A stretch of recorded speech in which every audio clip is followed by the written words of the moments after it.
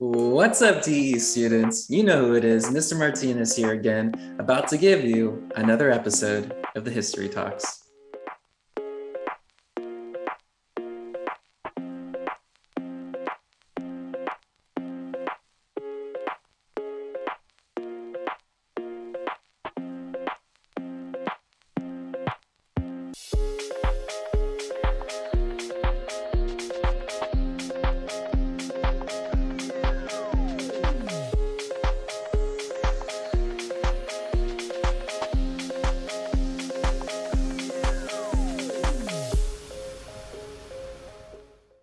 You don't know what History Talks is? Seriously, where have you been? This is, of course, another round for you guys, another day, another opportunity to learn with our History Talks. Of course, a video and puzzle lecture that we have created for you as you go through your next section of lessons within your DE class. Before we get started with the business of the history we have ahead, which is our Divisive Expansion Part 3, looking at the year of 1849 to 1850.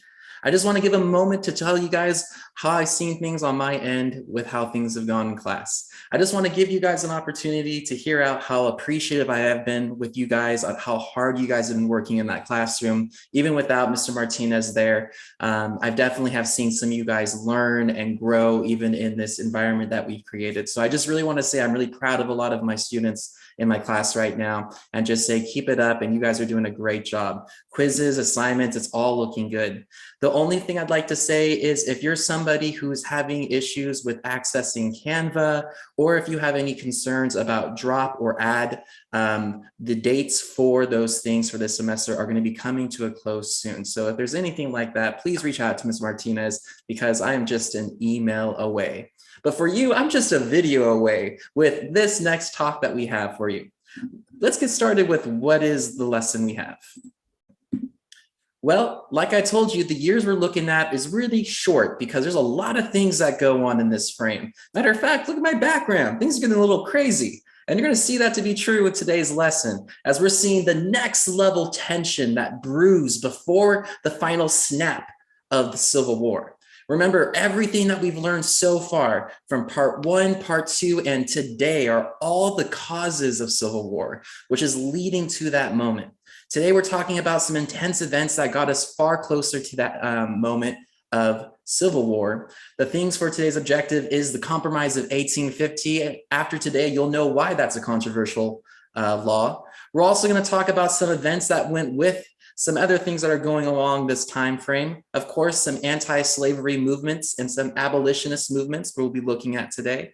We're also going to look at something that is considered the most damning legislation ever created, which is the Kansas-Nebraska Act, which led to something called the Bleeding Kansas. And talking about the conversation of slavery and how of a hot topic it is, there's some big domestic things that are happening within American society, especially with the Supreme Court announcement with something called Dred Scott decision.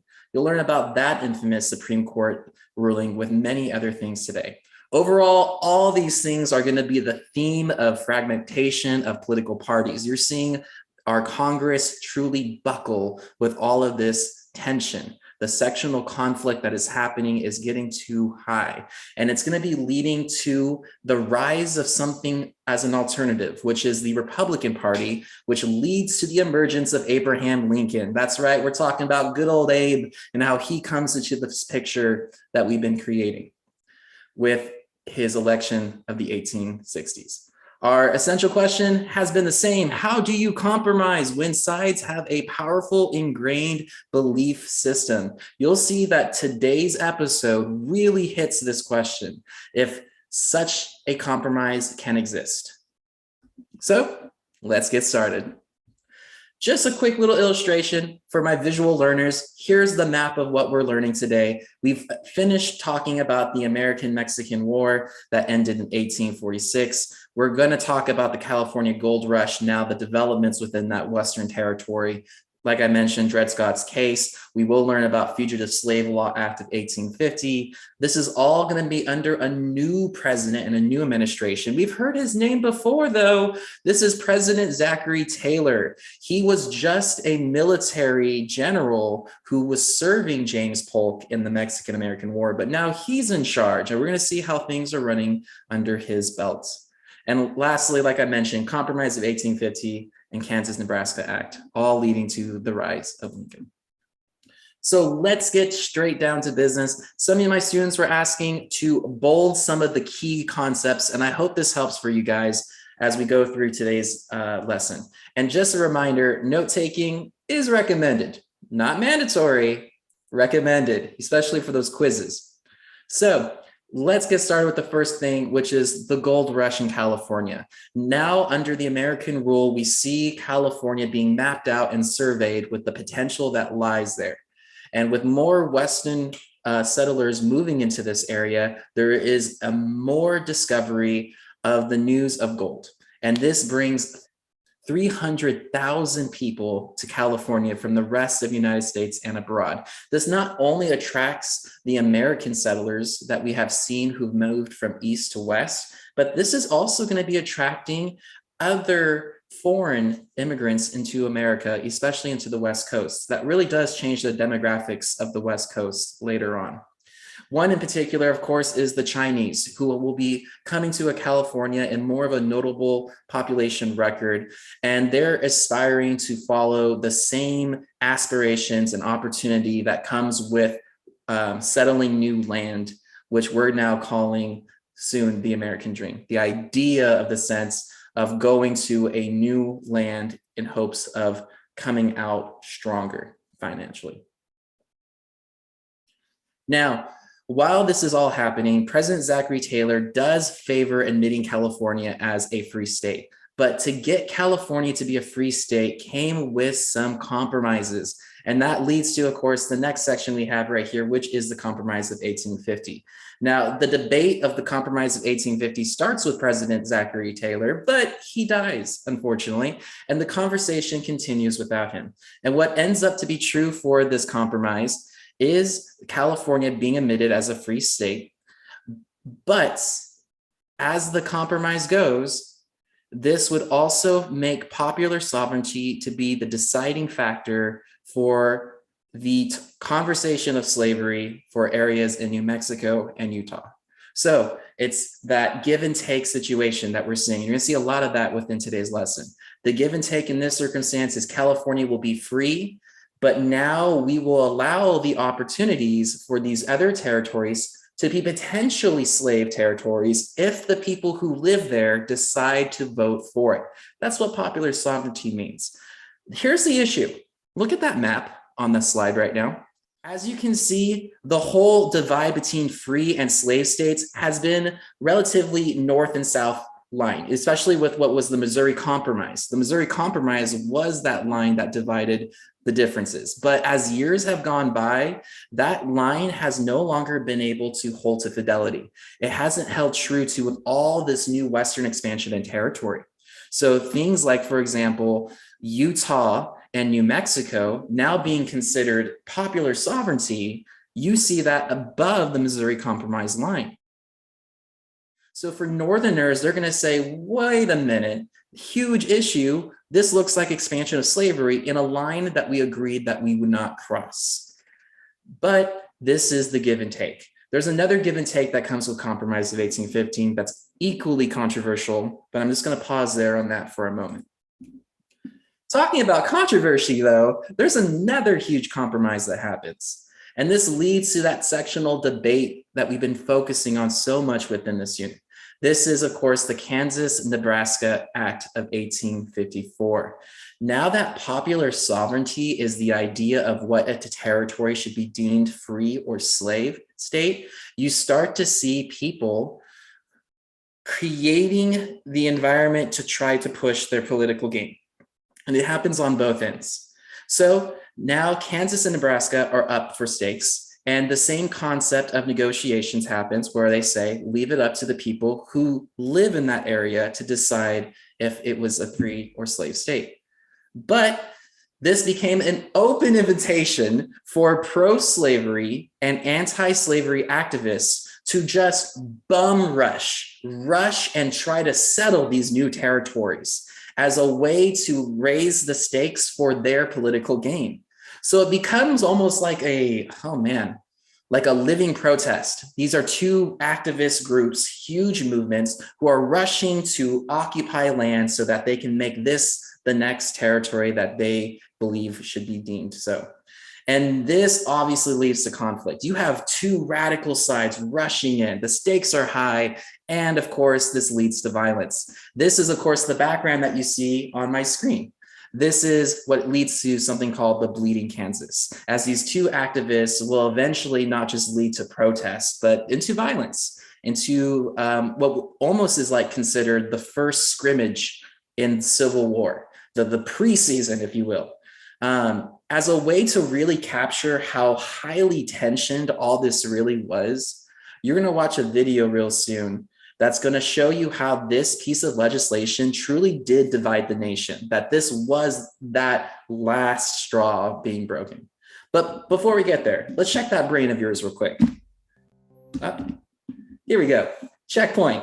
What are the similarities and differences between the Compromise of 1850 and the Kansas-Nebraska Act? Just think about the territories and the negotiations that came at the end of those for just a moment. Perfect. Thank you for highlighting that real quick. Now, back to what I was saying, we definitely want to talk about why this is such a high tension moment. And what better video to capture that than the next video I have for you guys. Please click this next link to watch this video and really see how this not only is a high tension moment, but it does lead to the rise of alternatives, a rise of alternatives from a new political party with a new kind of leadership with Abraham Lincoln.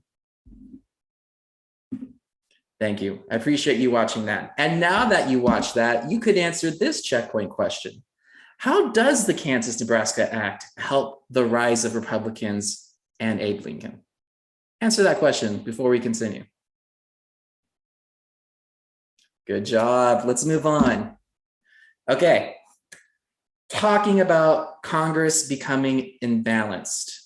We've already mentioned the Missouri Compromise. We've already talked about Compromise of 1850 and Kansas-Nebraska Act that all failed to show that compromise between these two radically different belief systems is really hard to find that middle ground. It is hard to find that balance. And it is hard because both sides are really ingrained in what they believe in. The Northerners clearly believe in the idea of slavery being wrong and not the system in which the economy of the United States should be based on. And then you have another side who sees this whole other argument being created about states' rights, and that states' rights are actually in jeopardy, that this goes way back into the arguments of federalism and anti-federalism, and that we're just defending states' rights. The state rights to enslave, of course, but the state rights to also not be mandated by federal government. Something that echoes nowadays as well. This is what is the great debate. And it is such a sticky one where there's not a lot of compromise in between. And the compromise that's made in between is damning.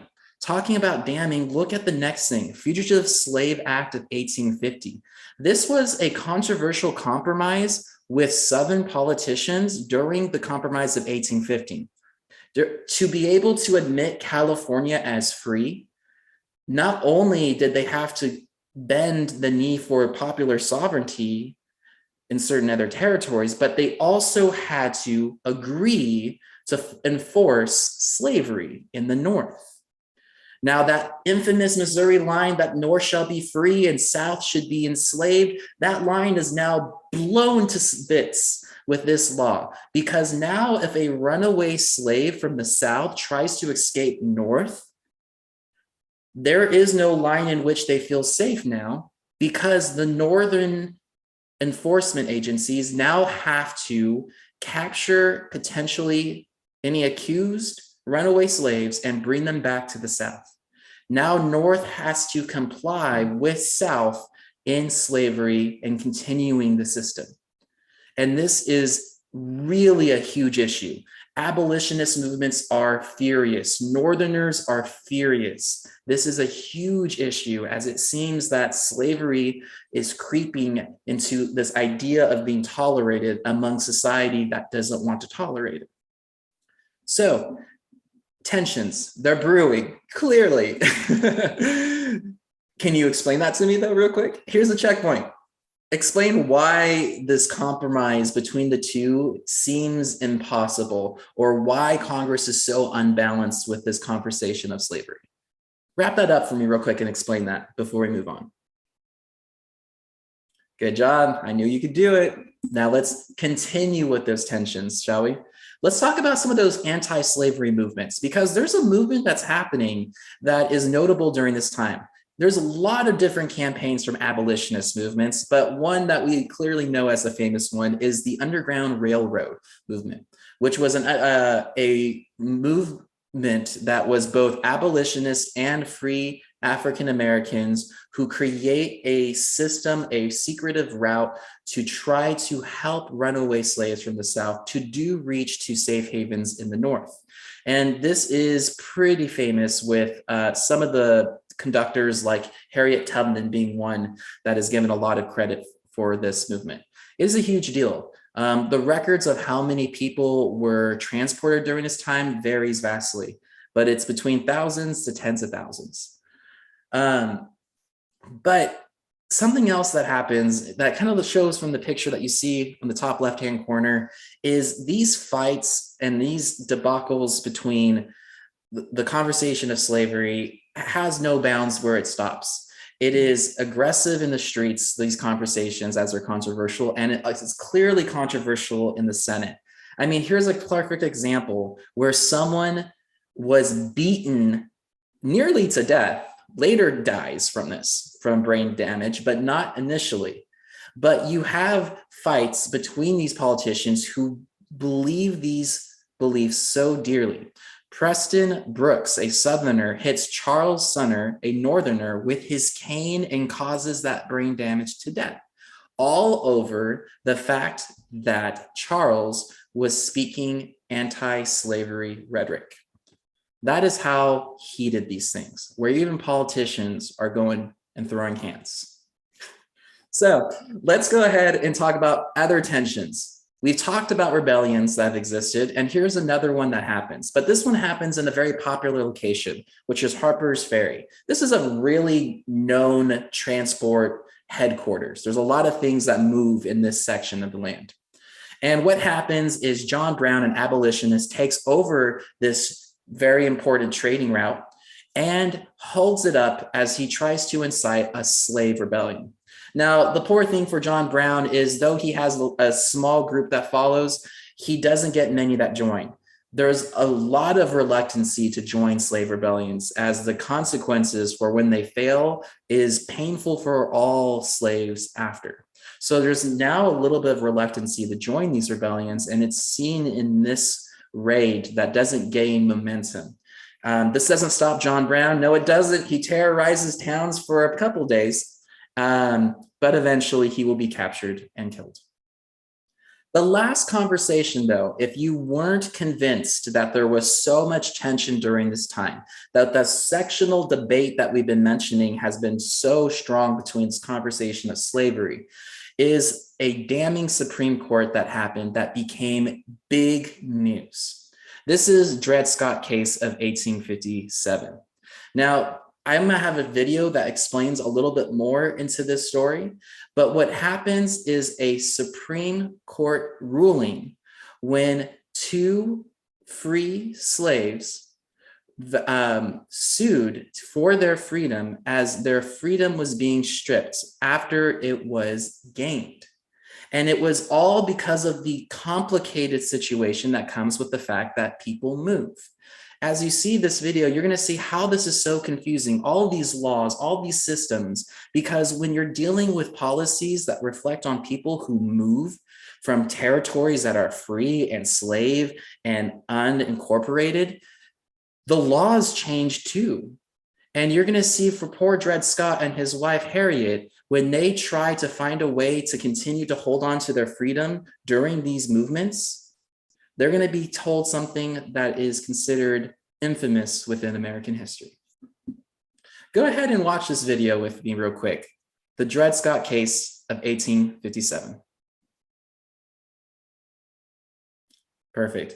Thank you so much. And congratulations, folks. You just survived yet another episode of History Talks. I really hope you learned something new during this episode, as we see so many examples of the tension that is nearly buckling our country, as at this moment, it is safe to say that the union of our country is truly in peril. We're going to continue to see how it finally buckles as we then highlight a lot of what are these causes of the Civil War. But before we get there, I hope you guys finish this episode well, finish your assignments well. I have a couple of different amazing examples for you guys and some other famous historical figures that you should definitely recognize within this history. But until then, folks, that is it for me. Time to go. I'm Mr. Martinez, and I am signing out, folks. Take care.